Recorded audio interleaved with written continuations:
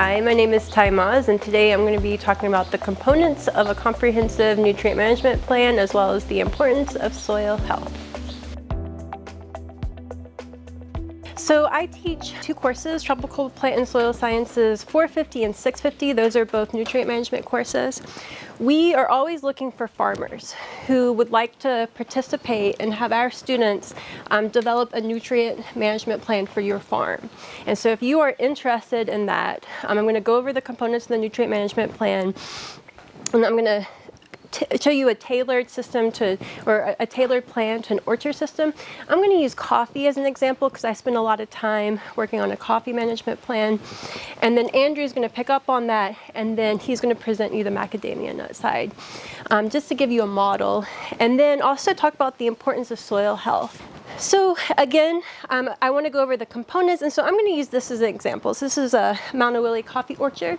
It's for boutique coffee production. The student who led this is Julie Burden. She's also going to be roasting the coffee for sale, and she developed this as part of my upper level course. And so I'm going to begin with system description. And so this information you may know intimately, and so you probably know your systems very well in terms of your site description, your cropping system, your climate. But the reason why we cover this in the nutrient management plan and why it's important as crop consultants is because sometimes we pull information in from other systems and other regions, other parts of the world, and so we want to know the context to make sure that we're pulling the right information for nutrient management and tailor it to what is most appropriate for your system. And so you can see here it's a little bit small, but we have rainfall. We're interested in the highs and the lows, when those highs and lows, the spread, temperature. And so for this example here, we have Mānoa. I don't know, has anyone been to Mānoa on Oahu? Okay, yeah, so it's on the windward side, it's very wet. This particular parcel's located a little bit up. So if you know Kalaniana Ole Highway, it's on the other side of Kailua, and it's a little bit cooler, a little bit wet. It's really great area for tree crop production. And then, of course, I'm a soil scientist, and so I really care about the soil type, especially here in Hawaii, because we have a tremendous diversity of soils here. And so that's the first thing I think about is what's your soil type, because that's going to affect how, what I care about, what I'm going to look for, and how to manage nutrients. And so, for example, you can see here that this particular soil is a Kaneohe series. What that tells me is I can look up the description. So it's a very fine ferruginous, isohypothermic, rhotic acrodox. And so that may just be a really long term, but it means something. Each of those components mean. And this is what I can pull from that. So this particular soil is really rich in iron oxides. So that tells me it's a really highly weathered, old, what you think of as a red tropical soil. Actually, this one's a little different. It's not quite red. It's a little bit orange because of the mineral. The particular iron oxide has a little bit of an orangish color. Has very low cation exchange capacity. And so that's important because, you know, we base a lot of recommendations on the nutrient holding capacity, the retention, and trying to make sure that we're able to retain and supply nutrients. There's trace calcium and potassium there. That's because a lot of it's been leached. It's highly weathered. And so we may need to think about that when we fertilize. And then last but not least, it has really high phosphorus sorption. So we call that phosphorus fixation. That means what we add may not be completely available to the plant. And that's because there's a strong reaction that the phosphorus has with the soil that makes it unavailable to plants. And so you can think all of this is going to affect our nutrient recommendations. And then also concerns. We like to think about, okay, well, what other concerns may you have, like environmental? And so, for example, this is near the Kauai Nui Marsh that has tremendous cultural significance. It's also nearby an irrigation canal. So this means we care about nutrient losses. We don't want to apply excessive amounts because that can move off farm and cause problems downstream. And then we can move into the fertility factors. And so this is basically what nutrients we want to manage. So what nutrients are important for the crop production? So as I mentioned, I'm using coffee as a model. And then again, so Andrew's going to come in and then talk about what you're really interested in, which is macadamia. And so, but there's some things that are similar, and so we're managing tree crops. So tree crops are very different than annual cropping systems. So I have a lot of experience working in both annual, well, and perennial, but annual cropping systems. You have very big differences, and especially with respect to time, where we may think about the time it takes months to years to establish the tree, and then moving on to the fast growth, so the years where the tree is rapidly growing, and then to the maturity phase. Now in each of these phases, we may manage nutrients differently to meet the needs, because the nutrient demand's different in those phases. And so, for example, the establishment phase, these seedlings need high nutrient intensity, but maybe not large nutrient quantities. These plants are small. But the reason why it needs large nutrient intensity is because the root system is establishing. So you may not have an extensive root system. So we really care about the intensity, or the amount, the concentration of the nutrient within that proximity to the root, that small root mass. And so it becomes very important. It can't explore necessarily the nutrients that may be available, but may be deeper or outside of that rooting zone. So we talk a lot about intensity, and what this mean or would relate to would be your soil test. You send a soil test out, that the ppms you get back, that would be your intensity. And then for the fast growth phase, so here the trees are getting bigger. And so we have an exponential growth. And so this would generate a high demand for nutrients. We're thinking more in terms of supply. We need to make sure that we have enough nutrients available to meet the demand from the tree. What's important here is we're interested in fertilizing or providing nutrients for, not just what we may think of as like fruit production, but the branches, the leaves, the root system, the trunk. So all of that we may not be measuring or quite have a particular number on. We need to make sure that we're supplying enough to meet that demand, because that's what's going to be feeding the tree later on. And then the mature phase, and so here there's a significant amount of recycling of the nutrients, and so we basically have those structural parts that are present that hold nutrients and then can buffer the plant needs for fruit production. And so for the nutrients, I've provided the nutrient requirements here of 3-year-old coffee trees. What's important here is that these nutrient requirements are yield-based. And so basically it's related to the productivity of the tree. So the lower productivity, the less nutrients it's going to need. If you have higher yields, the more nutrients it's going to need. So it's yield-based. And what I want to show you here is that we have nitrogen, phosphorus, potassium, calcium, magnesium, and sulfur. And we have the amount of the quantities of those nutrients in the different parts of the trees. So we have roots, branches, leaves, and fruit for this 3-year-old tree. You can see here that the fruit only contains a minority of the nutrients. So the majority of the nutrients are held either in the roots, branches, leaves. The fruit only contains 25% of the total tree's nitrogen, 17% of the phosphorus, 27% of the potassium, and so on. And so that's why during that fast growth phase that we may not just be focusing on what the fruit needs, we're focusing on what the tree needs to make sure that we have good productivity. And so that's the key difference between the fast growth phase and what you would say with maturity. Now, if it's maturity and you're not having much growth in these areas, then maybe you can just focus on this fruit and think more in terms of replacement. You want to be able to replace the nutrients that you take away. To our knowledge, we looked for several days a few months ago for a table like this, and we couldn't find it. It's really common to find these tables. So here's an example for coffee. California Department of Agriculture has done these tables for avocado, for pistachio, for almonds, and so on. It's not hard to do. and we would know how to do it. Actually am interested in making these tables.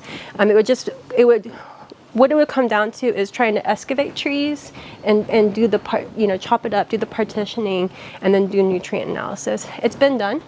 It's not too hard, but it would be labor intensive and of course costly. But it's something that I would absolutely love to do. I think it would be it would fill a great need. So I want to talk a little bit about diagnosis too, because that would be the second aspect of this nutrient plan. So we want to be able to actually collect soil samples, tissue samples from your fields and say, okay, from that we want to make a recommendation. So we're going to diagnose. And so for that, I just wanted to go over a little bit of background on soil and tissue sampling. Basically, like, how do we determine whether the soil test or leaf tissue test number is good? And so that boils down to having two basic steps. So we have analysis. This will be done in the laboratory, and then interpretation. And that interpretation is based on some diagnosis that we make. What should it be? What is it? And then recommendation. Well, what are we going to do about it? If it's not what it should be, how are we going to correct that? So those are the basic steps of that. And so here, what I'm showing is a classic, what we call like calibration data. So this is a classic graph of how we come up with that what is good number. And so you can see here, I'm just showing malic.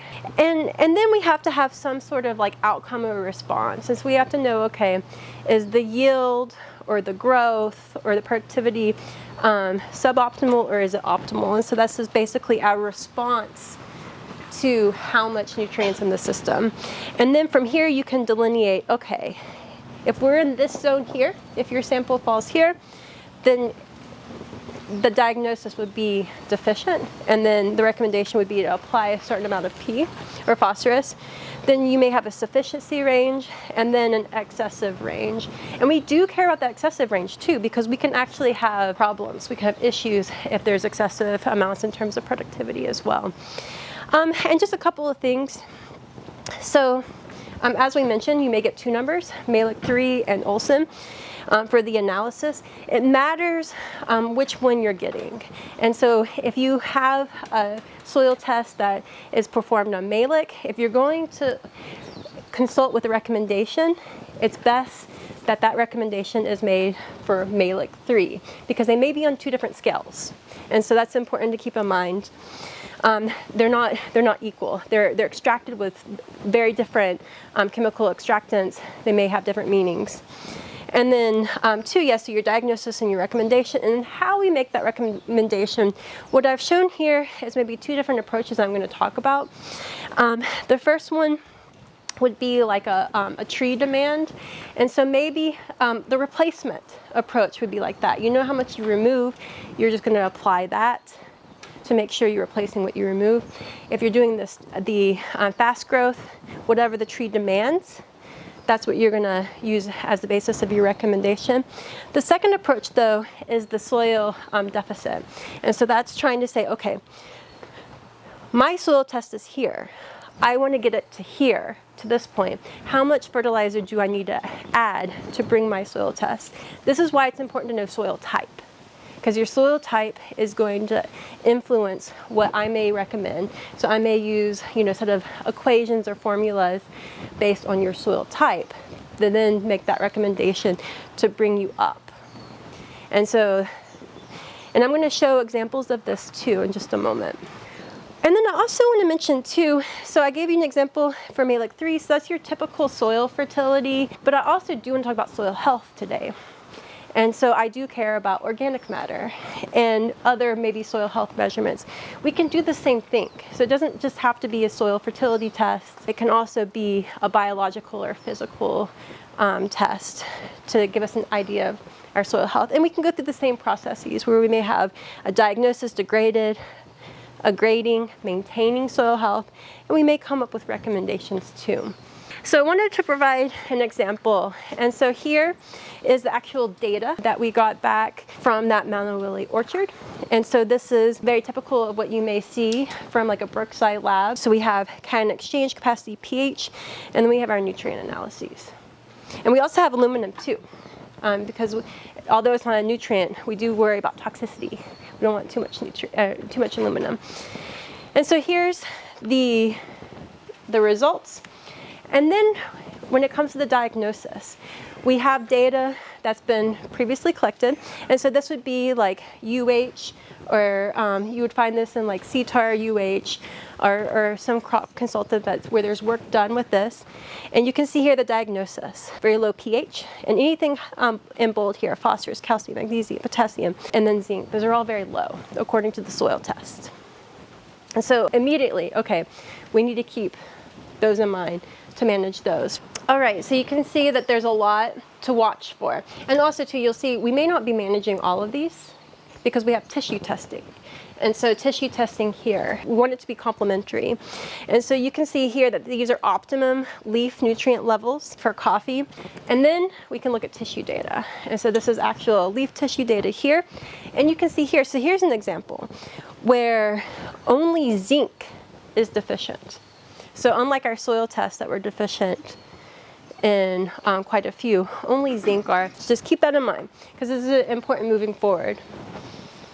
Okay, so now we're going to talk about making a recommendation.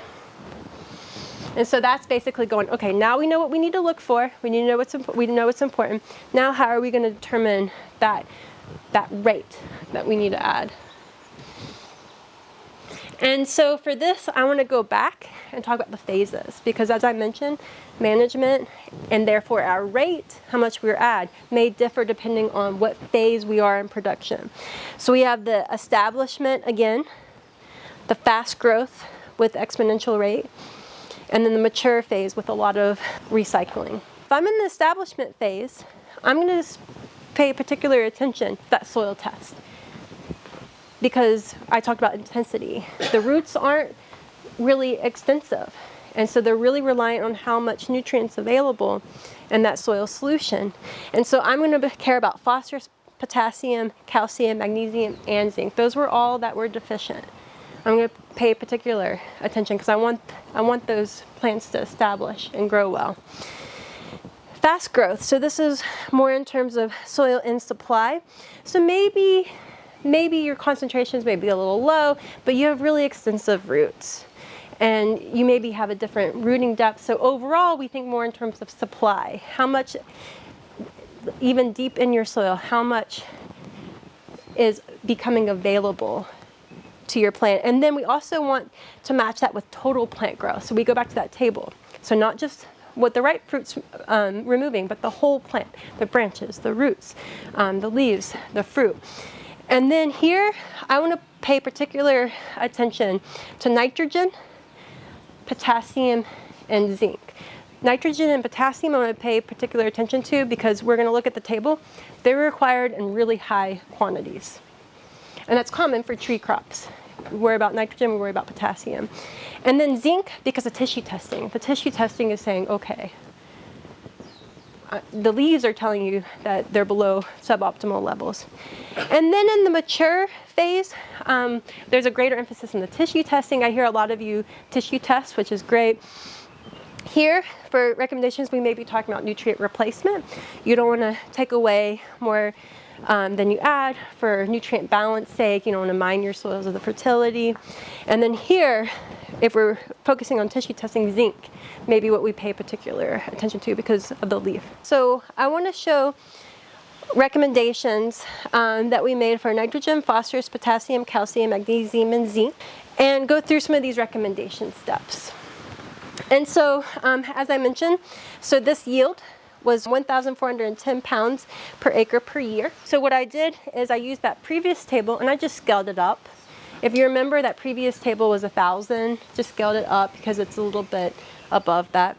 And so here, for that total, if I'm fertilizing for total uptake, it's 158 pounds of nitrogen per acre per year. And then here, you can notice too, ripe fruit, if you're just fertilizing for ripe fruit, it's 46 pounds of nitrogen per acre per year. And so as I mentioned with nitrogen, you can see here that nitrogen and potassium require a lot. And so I'd want to make sure that you were providing enough nitrogen. Also too, nitrogen is very mobile in the soil. Nitrate leaches, and so it's good. It has lower reactivity with the soil particles, and so I would, focus on the nutrient need for nitrogen particularly, which is also why I didn't focus on soil testing for that one. Okay, for phosphorus, so I mentioned before, because of phosphorus sorption or phosphorus fixation, we care about the soil series. I mentioned this has a high fixation capacity. So basically we have a critical P level that the coffee tree must have. This was done by CTAR researchers, and then I need to make that up. And when I go through these calculations, then you have the predicted amount of phosphorus is about 30 pounds per acre. Now what I want to do is compare this with the plant need. Because I want to see, okay, so this would be good for establishment phase. I want to see how it compares to that fast growth phase. You can see it's about the same. And so I feel pretty confident within each of those phases. So 30 pounds per acre, that meets or exceeds that 25 pounds for that need. Okay, for potassium, so here you can see that the plant need is 177 pounds per acre. That's actually more than the nitrogen. Nitrogen was 158, so it has a higher demand for potassium. And then for soil deficit, so the soil test said 140 ppms. In order to use that second approach to make it up to that sufficiency level, we would need to add 215 pounds per acre. And so if we go for the soil test approach, we meet the high growth needs as well. Okay, calcium, magnesium, this is where it gets really interesting. Because here's where, you remember these soils were really, they had trace amounts of calcium, very low in magnesium too. And so here, if we go by what the tree needs, we have 51 pounds and 21 pounds per acre for calcium magnesium. But then when you look at the soil recommendations based on soil tests, they're very deficient. And you can see that the recommendation would be 1,345 pounds of calcium or 330 pounds per acre of magnesium. That's a huge disparity. And so this, if we just apply this, this may be a concern for the establishment phase. And so it's just something to keep in mind. What we ended up doing though is another route. And this has to do with the pH. And so Julie wanted to raise the pH from 5.0 to 5.5, and that was recommended. So she added half ton of dolomite. That would take care of and equate to 625 pounds per acre and 375 pounds per acre. That is more than enough for what the tree needs, and not quite as exorbitant as what the soil test needs. So it's kind of a compromise. She's killing two birds with one stone. Exactly. Yep, she's taking care of a fertility issue by addressing the soil acidity. And then she had a recommendation. There was little data on this, and so she found a recommendation for 4 pounds per acre for zinc. And then she is going in and looking at monitoring to see if she got a response in the leaf tissue for zinc. So here I have a nutrient budget. There's nutrients in the system that become available too. And so we have estimates. We're crediting our soil, as well as if you have like a legume cover too, you want to credit that. So this would be our soil organic matter for nitrogen mineralization. We're crediting that. And so here, this particular soil, we could expect 63 pounds of nitrogen per acre that's mineralized within that year. And then she's going for the organic market. And so she has organic inputs. She made it on the nitrogen basis, and then she calculated out how much phosphorus that would supply, how much potassium that would supply, and so on and so on. And then for phosphorus, it exceeded that. You got to be careful with phosphorus too, for that reason, for organic. It's because you typically apply more phosphorus if you do it on a nitrogen basis. And then you can see at this point, this was not needed, but potassium was. And so she used an organic approved mineral form of potassium to meet up that demand. But yeah, the blends can be tricky. I've done work on, one farm, there's like 5 blends that are being used, and you just have to do kind of a complex budgeting. I think there may be some competition, or even a lot, but also too they're also adding organic matter, and that will start building and recycling. Like grasslands have some of the highest soil health out there. And so, but does that get taken into account? Is it significant enough to have to be taken into account? Just the opposite of a cover crop. Yeah, and so, and that's an interesting point too, where, I've worked with no-till systems where you convert to no-till and they have a debit. So you add a little bit more fertilizer because you know you're going to have a mobilization. But what you see is with time, so if you've been doing it for, like a decade, you reach some sort of equilibrium too. And so you have to, there's... You mean the return from the yeah, it kind of equalizes? Equalizes. I'm not too sure about the grass, but I've never studied one in that system, but at least with the no-till, with that mobilization, which is the same phenomenon that you're talking about here, it kind of reaches this level where you no longer have to debit. You just treat it like as a system in equilibrium. And so the last thing I wanted to talk about before passing it off is just soil health. So speaking of soil health, so if you do start building your organic matter, you'll expect more mineralization from that soil. So I work with the team. So here are directors for the project. I just want to acknowledge Dr. Susan Crow and Jonathan Dienick. We're part of the soil health team, and so your samples are going to be part of our program. We're in research and development of the soil health tool. Your samples are also important because they fill a very important gap in what we have. We're looking for soils in this on Hawaiʻi Island with tree crop systems. And so we want to have a wide range of soils. We want to understand soil health here, and we're happy that you're helping us do that so that we can come back and give you good interpretations of what your soil health means and suggestions or recommendations for how to improve it. Healthy soil has, first and foremost, I put at the top, sufficient nutrients, but not excessive. We don't want excessive nutrients, but has sufficient. So we're talking about high nutrient supplying capacity. And of course, it's not just your nutrient availability. We're talking about our physical properties, so soil tilth, water storage, drainage, and then our biology. So beneficial organisms, we want abundance, we want diversity, and we also ultimately want the soils to have all of these good properties to be resilient.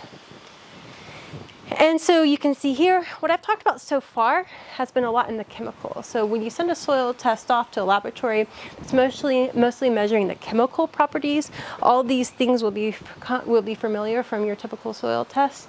But we also care about the physical properties. And these are different measurements you can take for that, as well as your biological properties. And there's also measurements you can take for that. And at the center of all of this, the centerpiece is soil organic matter. Soil organic matter improves your physical properties, and it improves your biological properties and your chemical properties. And so it's very central to soil health. I just wanted to give you a little bit of a background on the development of the soil health test, particularly for those who are either submitting samples or may want to submit samples. And so why we're doing a soil health test is because we need one specific to the islands. There are other soil tests out there that you may, if you Google soil health tests, Cornell has a popular one. But the reason why we need a specific one is because they have to be calibrated. We have very unique soil types here that you're not going to find on the continental US. And very, very unique management systems. And you represent a very unique management systems, all of you. And so it needs to be, this test needs to be suited for these two items. And then also it needs to be locally adapted. So what I mean by that is the assessments. We need measurements that work here. There's an example, a common one, Active C is common on the mainland. It uses a manganese or permanganate that has manganese. Some of our soils have manganese oxides, so it doesn't work. And so we can't use that test. We have to use something else instead. Also interpretation. So on the mainland you hear about soil texture a lot. Here we think about mineralogy. We think about whether or not you have aluminum iron oxides, or if you have low activity clays or high activity clays, or histosols if you're in the organic soils, whether it's on A'a or Pahoehoe flows. And then recommendations. So we need it to be, again, locally adapted management. And so just to give you a really brief background, we have the development is in terms of soil sampling, and then testing the indicators. So there's 44 indicators that were tested. We selected 11 of those because we can't run all 44. We tested selected only the ones that were good for here. And then ultimately, we want to come up with a soil health score. That's where your samples are really important because we want to make sure we have the full spectrum of Hawaii samples. So these are the core. We're building this out, but you can see the original set of samples. We have no samples from here. And so we have a big, huge geographic gap. And then we select the indicators. So I mentioned 44 indicators, but I'm going to show you the set that's narrowed down. We want the ones that are most sensitive. They make sense for sensitive to management changes, that's reproducible. We want to be able to do the same test again and get similar results. We want it to be feasible. We don't want a test that takes 3 months to perform. We need a test that can be done routinely. It's cost effective and time effective too. And so here's the list. So someone asked earlier what tests we would run. And so these are the tests. So we have organic carbon. I mentioned that's the cornerstone or the central point of soil health. And then we have 3 biological indicators. So we have respiration, we have a couple of enzyme assays, and we have potentially mineralizable nitrogen. So that's really important for nutrient management. And then our chemical test, pH, dissolved organic carbon, dissolved organic nitrogen. So that's a bioavailable form. And then hot water extractable carbon, that's available to microbes. And then our physical, so water holding capacity, mega aggregate stability, so that gets to how your soil structure, as well as bulk density. So here's a little bit of a function. I don't want to go into these each, but we have materials where you can read about these more in depth. Just the takeaway point from this is each and every indicator has a meaning, it has a function. It's unique within itself, and it tells us something about the soil that's useful. So they each have different functions. But I just did want to highlight these because I do want to relate it back to nutrient management. And these I find very useful because you'll see here that these are enzyme, 2 of them are enzyme activities and mineralizable nitrogen.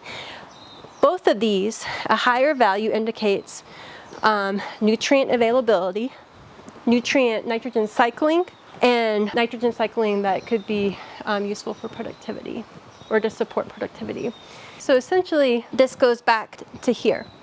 And so if we're building soil health, the soil and the soil credits we can factor that in and reduce your fertilizer requirements if the soil is able to supply more.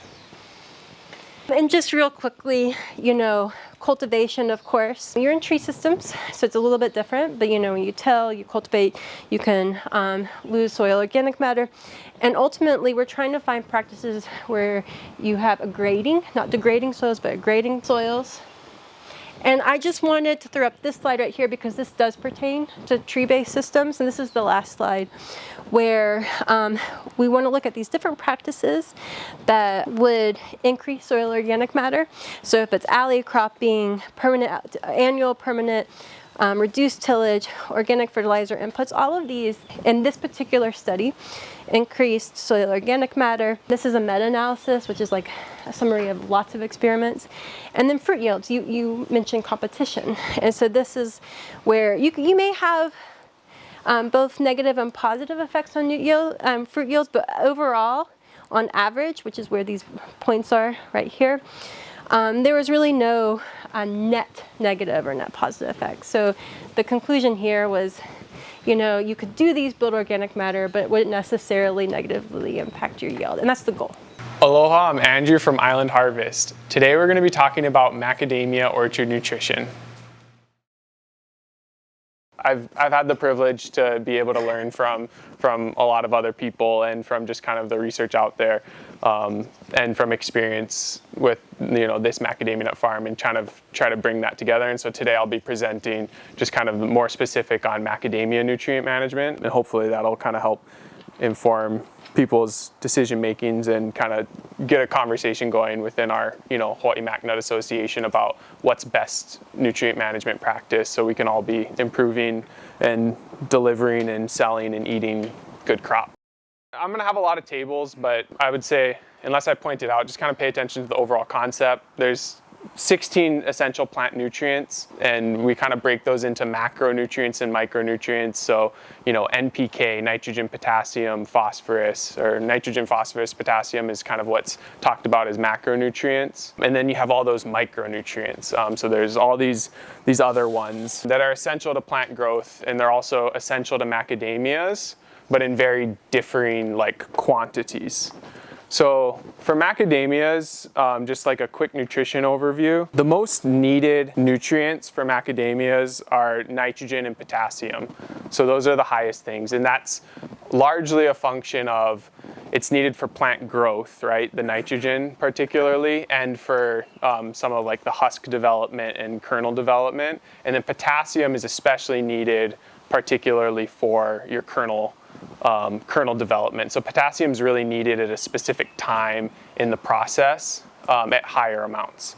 Now, things like calcium, magnesium, phosphorus, and all those micronutrients, those are also critical, but they're just needed in lower quantities. And so there's this law called the law of the minimum, which means your yield is proportionate to the amount of the most limiting nutrient. So although nitrogen and potassium are needed in the highest quantities, if you have a deficiency or a toxicity in something else and you don't address that, even if you're putting on just as much nitrogen and potassium that you need, or you have a system that's able to provide those nutrient needs, you might be limiting your yield. And so that's why I think we'll talk about soil and tissue testing. But being able to at least look at that frequently, semi-frequently, I think some farms are doing it, multiple times in a year. That helps to show you even if you're addressing nitrogen, potassium, and maybe calcium, magnesium, to see if there's something that could be limiting your yield. And obviously this presentations, we're talking about nutrition. There's other things like disease, Phytophthora, we all know about, things like that also can be limiting. And they're related to nutrition, but for today, we're mostly focusing on nutrition. This is just a nice little kind of calendar. It came out of Australia, and it's something that we print out and put it up on our wall, and it just shows the timing of things, of nutrient needs. And so January, February, March, you're getting peak flowering, right? And December. And then you start to get some spring flush. And so you're needing nitrogen during that time, right? Right now, all of us probably have crop that's starting to fill out. And for the past couple months, it's needed potassium to be able to fill out that crop. And so I would say especially with potassium, and then sometimes, magnesium, calcium as well in smaller amounts. Those are kind of critical if they're limited during kind of these past couple months leading up to the crop cycle. You could be leaving yield on the table if you're not addressing those nutrients. Nitrogen, for the most part, is kind of needed throughout the year. There are peaks and troughs, and then there's also differing opinions on that. But in general, most people say to kind of split up your nitrogen applications multiple times a year so you're not shocking the tree with too much nitrogen. I think one thing that's really important for all of us is using soil and tissue sampling, like Tai talked about, to inform kind of our nutrient management decisions. The soil tells you kind of what's beneath the tree, and then the tissue really shows you what's being taken up. So like Tai was saying, there's a deficiency in one thing in the soil, but it might not necessarily be limiting the tree. And so we can kind of look at both of those side by side. It's really important to be consistent with your soil and tissue sampling. So you want to do the same methods, kind of try to get representative samples of your orchard and do them consistently, at least yearly. I think some people do more, especially for tissue. For tissue sampling, what you're looking for is a newly flushing branch, so a new branch that's fully flushed, and you take the second or third whorl. So there's usually 3 leaves on a whorl. So the second one down or the third one down. I think we usually take third one, and then we just stay consistent. We always take the third whorl. Don't go between second and third. Try to just be consistent so that the data you're collecting stays the same over years. And then for soil, over the years, we've mostly done soil sampling with a shovel. You scrape away the top layer of like organic matter, and then you try to get like a wedge that's about 6 inches deep, which is like kind of about where like the main feeder roots for macadamia are. We recently purchased one of these. Ty told me about it, and it's pretty awesome. It's like a fence pounder, and it's called a slide hammer, and it goes into the ground, and you can get pretty much, you know, exactly 6 inches or 8 inches if you want 8 inches. And so it's a nice little tool. And we can, yeah, when we go up into the field, we can kind of show how it's used. But yeah, I think try to be as consistent as possible.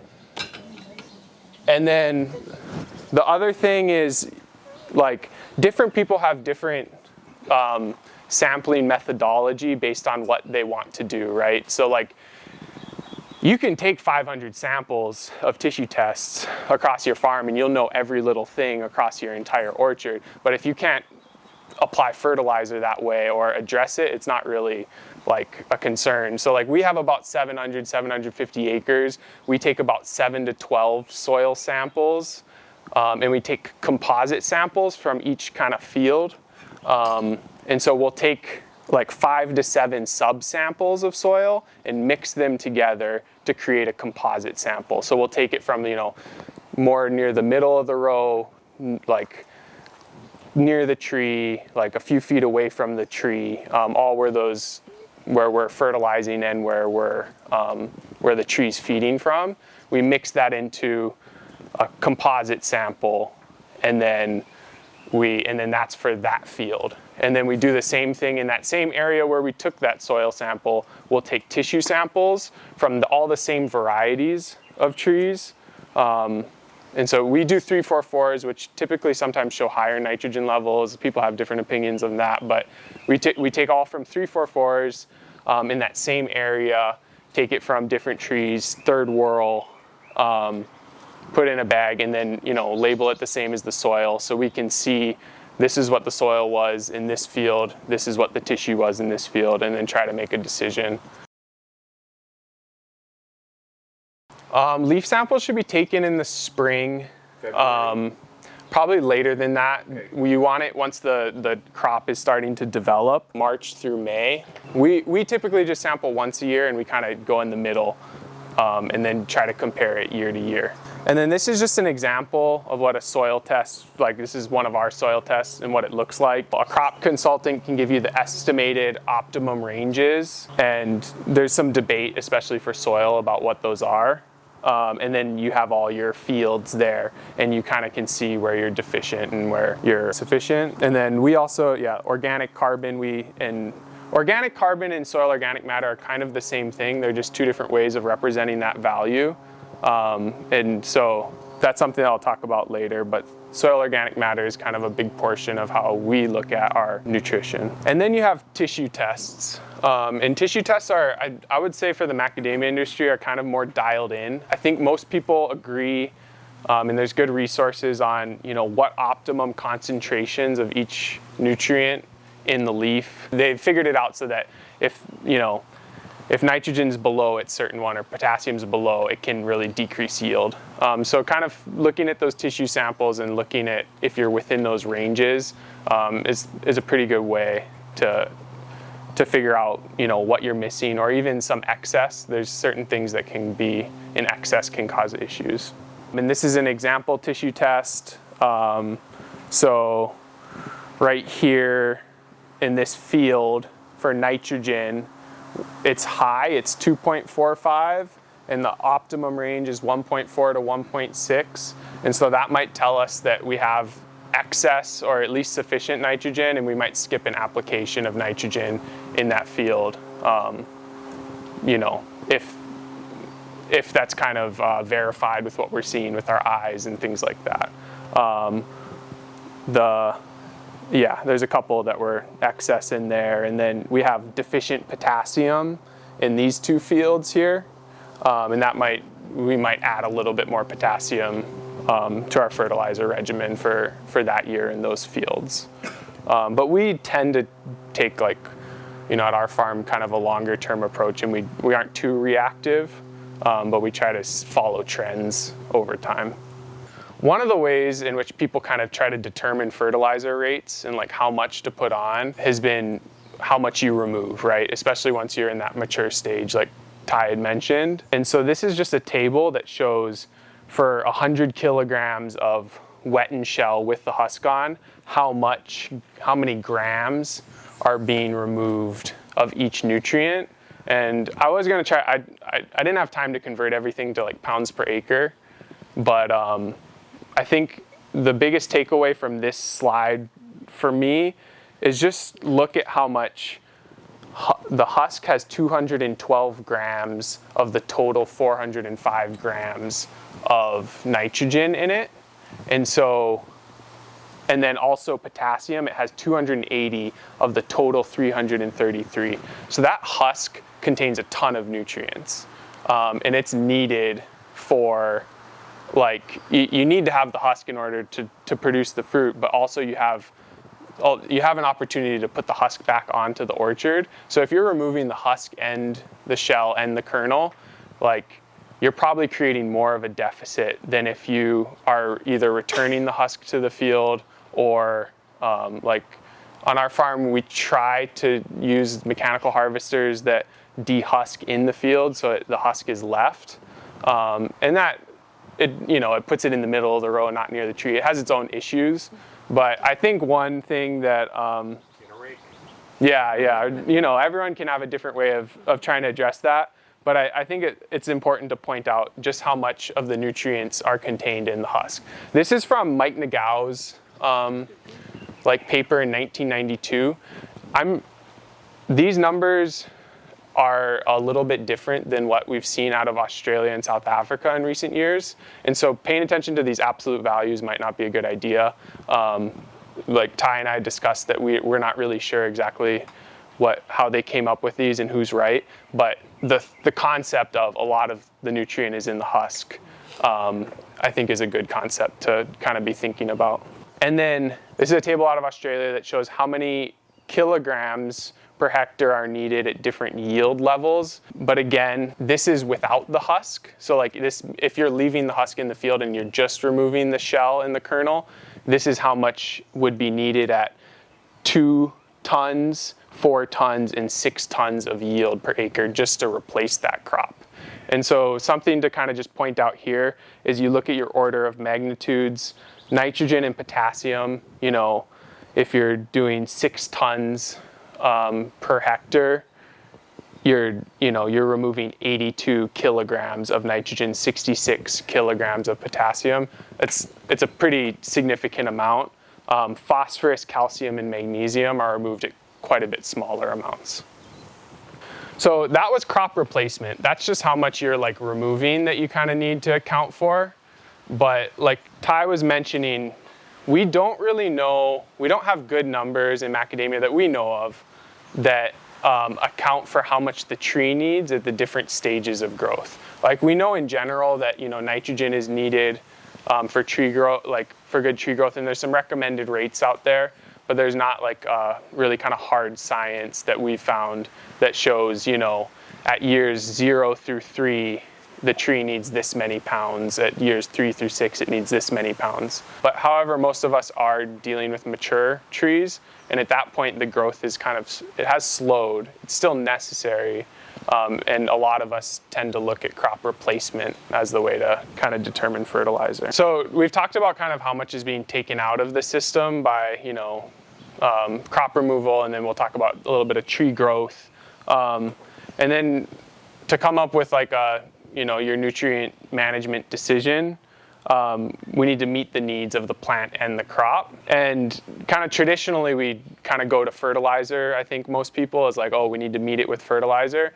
But there's other ways to provide nutrients to your system other than fertilizer. Soil organic matter, which is built up through mulching, cover crops, compost, continual mowing, and can be depleted by tillage, leaving the soil bare, erosion. Soil organic matter can provide a ton of nutrients, especially for macadamia, which isn't like, it's not it doesn't have as high nutrient demands as some other crops like, you know, vegetable crops or things like that.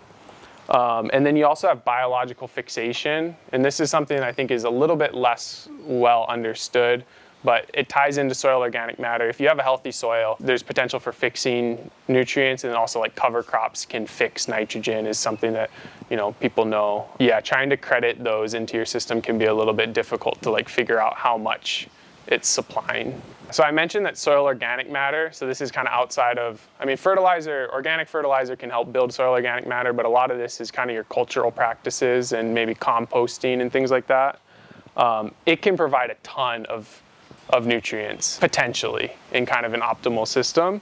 And so I wanted to point this out. This is some data from some trials that UH did that from different soil series about the potential mineralization of soil organic matter that can be for nitrogen that can be provided to the plant. So if you look at just, you know, UH trial 1, the Wahiawa series, soil series, they determined in one trial that 86 pounds of nitrogen per acre can be, like in optimum conditions, can be supplied through soil organic matter. And if you build your soil organic matter, it could potentially be more. That's a pretty significant amount. However, the kind of the catch is, like, this is done in a laboratory, and it's kind of under perfect like water and temperature conditions. And so like right now here in Kohala, it's so dry, we're probably not getting much from our soil organic matter. We're probably not getting much from fertilizer either because it's so dry too. You need the water. So in that sense, like, we're probably not getting much nutrient needs, but if we have kind of steady rainfall, and I think Mac Farms is a good example of this, like in the past couple years, they've had, and correct me if I'm wrong, Mark, but this is what Nathan told me, Dan said. Like in the past couple of years, they've cut back their nitrogen fertilization like almost completely in some instances because of the rain. And why is the rain giving nitrogen? I mean, part of it might be that it's mineralizing some of the existing fertilizer, but I think a big part of it is probably because it's a dry area traditionally, but there is soil organic matter. The rain comes, the temperatures are good, and it supplies. Some soil scientists, when they see our organic matter percent, they freak out because it's so high. Yeah.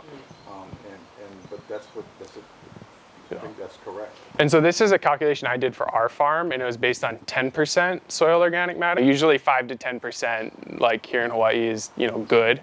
If you're at 10% soil organic matter, you know, this is just the calculation, but you can get 172 pounds of nitrogen per acre just from that soil organic matter, potentially. You know, 1/3 of that, which might be a better estimate of like how much you'll actually get, is like 57 pounds, but that's still a really significant amount.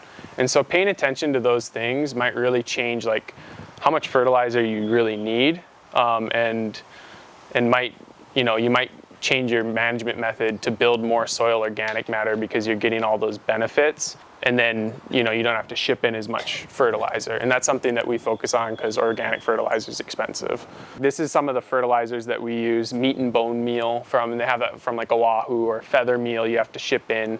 And it's 9% nitrogen, that first number, 11% nitrogen for the feather meal. And then just a comparison, like urea, which is like conventional synthetic fertilizer, is like 46%. So it's like, you know, quite a bit more. So when I'm saying like, oh, we're removing 60 pounds of nitrogen, I'm talking about not 60 pounds of fertilizer, it's of the actual element of nitrogen. So if you're putting on a fertilizer that's 11% nitrogen, like you need 100 pounds to get 11 pounds, 100 pounds of fertilizer to get 11 pounds of nitrogen. And then with that, not even all of that is able to be taken up. Usually we assume only about 70%, and it can vary greatly, will actually be taken up by the tree.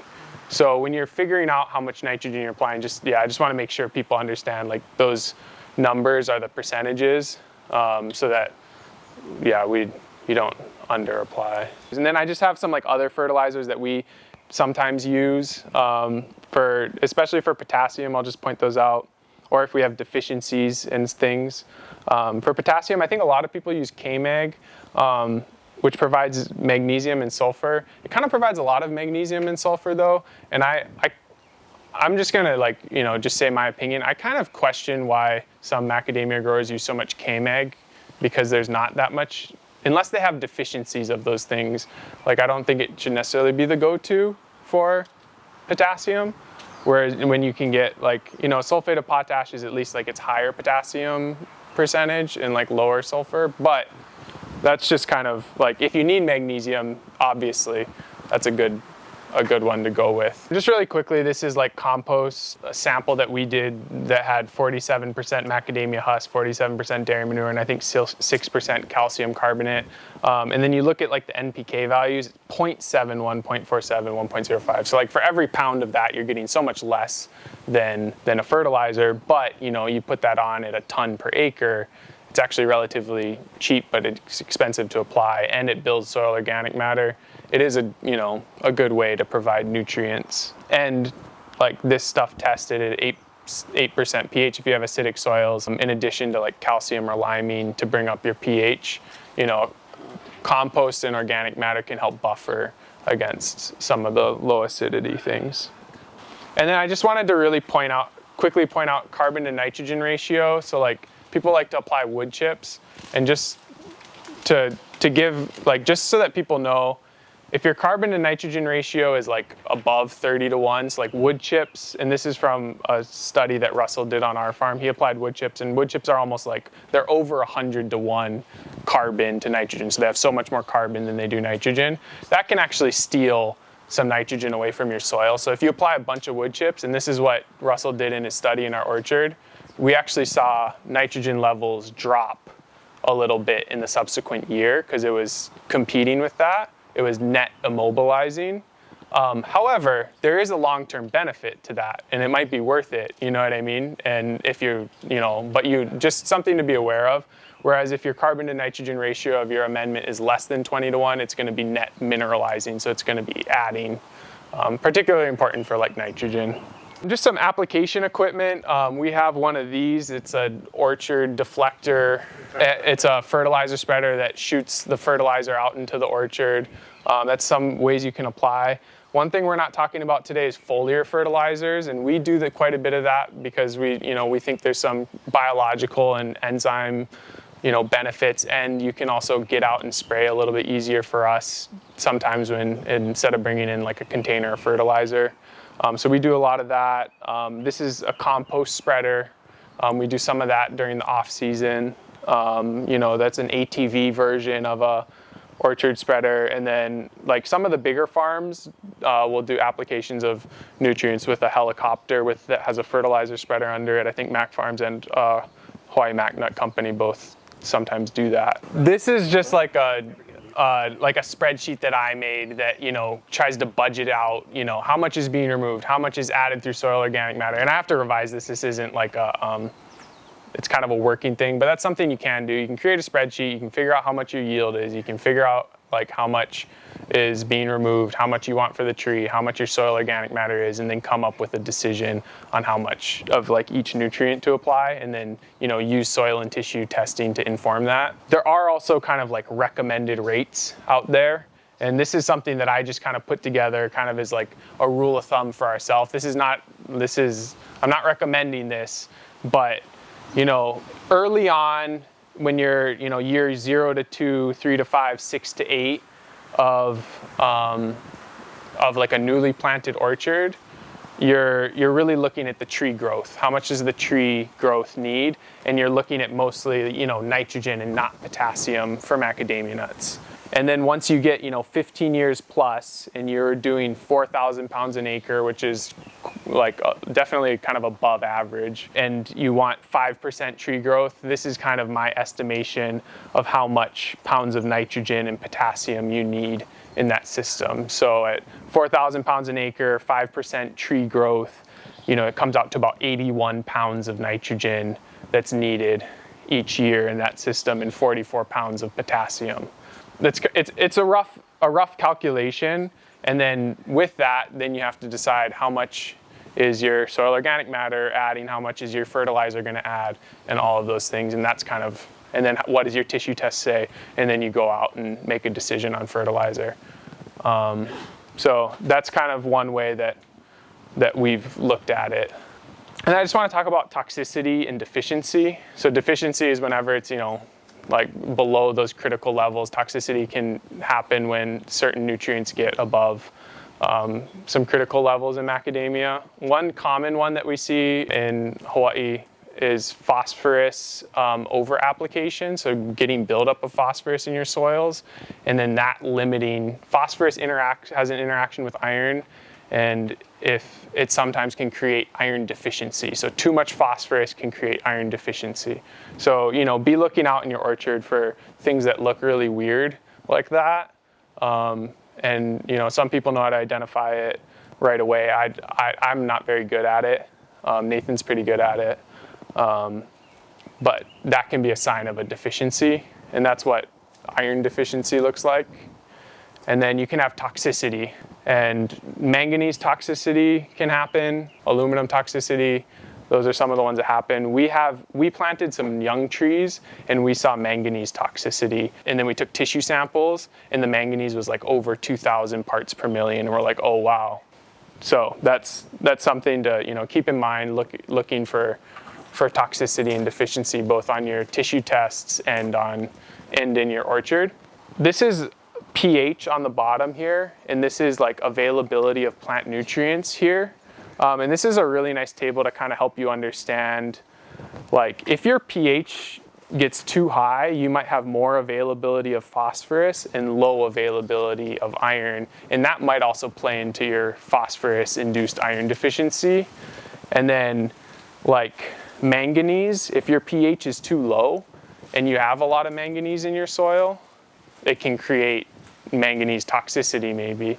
And that's what happened. Our pH was a little bit low and there was a lot of manganese in our soil where we planted this new tree. We saw manganese toxicity, and then our decision to try to change that was add calcium, which helps in more than one ways, but one of the ways is it raises the pH. And if you raise your pH, it can mitigate the effect of manganese toxicity. But anyway, I'm not going to get into like all of that, but those are some of the things the interactions that we're looking for that could be causing problems in the orchard. Generally in Australia, they're recommending about 100 pounds of nitrogen per acre, and there's farmers that do up to like 200 pounds of nitrogen per acre. And there's been studies that show the over application of nitrogen can affect kernel yield and quality. We don't want to over apply, you don't want to under apply. And just to kind of give you an idea that in general, I think Australia and South Africa, they're applying more than we probably are here. And that might be because we have more soil organic matter we don't need to. So it's not like, don't just look at what Australia says and say, I'm going to do the same thing, kind of. We inundated you with information and some key takeaways that you can like kind of hopefully go back to your farm and make some decisions and try to take soil tests and tissue tests annually, or at least once, maybe after this workshop, and kind of see where you're at and see if there's anything that jumps out at you that's like, oh my goodness, this is crazy. Try to measure how much crop you're harvesting, like per field or per acre, so that you know which fields are producing more, and try to figure out like why and if nutrition is part of that. And then determine kind of what you want to decide what your fertilizer timing rate and application method is going to be. And then observe the tree response, take the soil and tissue samples again, and then, adjust to try to do that. And then also monitor for toxicities and deficiencies that could be causing either yield loss or visual like growth issues. And then the other thing, and I'm kind of a soil organic matter stan now, like I'm kind of like really believe in it, and like nutrition comes from a lot more than just fertilizer, and there's different ways to address your nutrient needs, and not everyone needs to follow the same plan. And soil organic matter is one of those ones that I think can play a big role, especially for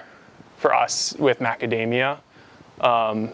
And it builds the life of the soil, builds biology, and does other things than just provide nutrients. So, don't just focus on fertilizer, kind of focus on everything. So.